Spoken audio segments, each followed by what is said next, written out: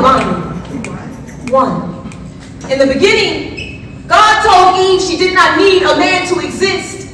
It is he who keeps his seed to be born. It is he who only has a rib to give.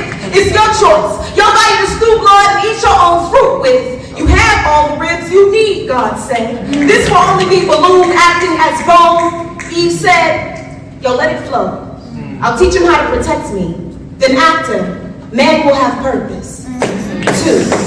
He asked if he could touch her. This is back when man knew woman as human, more than an afterthought. Remember when woman was more than a safe place to rest? Man, remember to ask, can I touch your holy? Eve said yes. Drowned him in all her grace, wrote him in ocean's worth. He asked if he could put it in her mouth. She said, I am still speaking. He said, swallow me. She said, I am still tasting myself. He said, teach me how to give birth. She said, you cannot handle the war womb's brain. I made a geography. I know this land. Yes, and thighs, how sweet it is. For several months, Eve is a forest fire. Makes her body a place no one can afford. Feels like she let someone borrow her and now they never want to give her back. There's a quiet riot inside of me, Eve said. Anyone who thinks that women are delicate and breakable can't remember the ways in which they were born.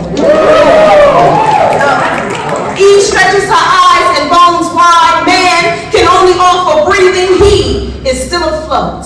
The room smells like shit and burning sky. All she can do now is hope something else doesn't break again. God will reach in, pulling back baby, wearing her first. Man, forgetting woman will say, that's mine. Look at what the Lord has made. Then after, woman will be mispronounced. He said, it's a boy.